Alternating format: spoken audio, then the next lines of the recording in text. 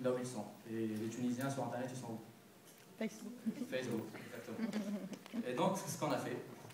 On a créé l'application boutique en ligne sur Facebook.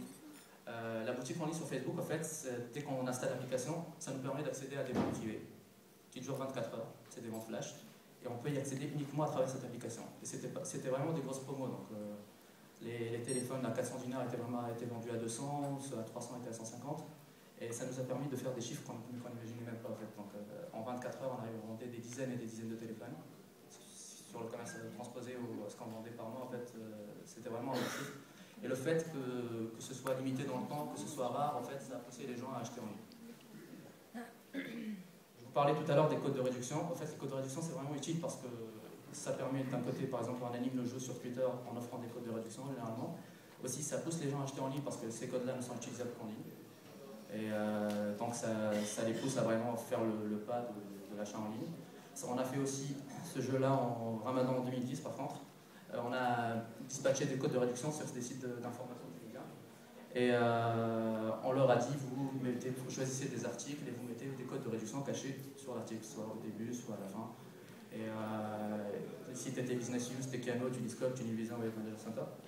Et en fait, c'était bénéfique pour les sites d'actualité parce que les gens consultaient leurs articles, cherchaient un peu partout, ça leur apportait du trafic. Et en même temps, ça nous faisait connaître. Et les codes de réduction étaient quand même 200 dinars, donc ça a bien marché aussi. Mais en dehors de ça aussi, à part ces actions de promo, ce qu'on essaie de faire au quotidien, c'est vraiment faciliter l'achat. Alors, pour faciliter l'achat, la première chose qu'on fait, et qu'on fait assez tout le temps, c'est simplifier le tunnel d'achat. Donc, le tunnel d'achat, c'est à partir du moment où on sélectionne un produit dans le panier jusqu'au moment où la transaction est finalisée. Et il faut savoir que sur Google Analytics, on peut faire un entonnoir de conversion qui, en fait, on définit des points et il nous dit à chaque fois combien de nos clients ont quitté la page après cette page-là. Donc, si on voit qu'il y a des gens qui ont quitté la page au moment d'inscription, on essaie de voir ce qui va mal, si on a mis un peu trop de champs d'information, on essaie de les réduire.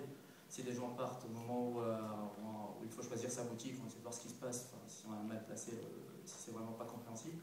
Et ça, on le fait tout le temps. Donc l'idée, en fait, c'est d'augmenter le taux de conversion au maximum. On sait qu'aux États-Unis, par exemple, il y a des sites qui sont à 20%, ce qui est 20% de conversion, ça veut dire que 20% des gens qui sont sur le site finissent par acheter. Et en Tunisie, on est vraiment très très loin de ces chiffres-là. Donc c'est un travail continu. On repasse chaque mois, on étudie, on voit à peu près ce qui va mal et on essaie de changer les pages. L'objectif étant d'avoir un taux de conversion qui soit à peu près acceptable. Et à part ça aussi, ce qu'on a essayé de faire, c'est diversifier les moyens de paiement. Parce que quand on a laissé lancer le site, on avait le seul moyen de paiement disponible était la carte bancaire, il fallait payer comptant. Donc la première chose qu'on a fait, c'était la transformation des points merci. Les points merci, donc,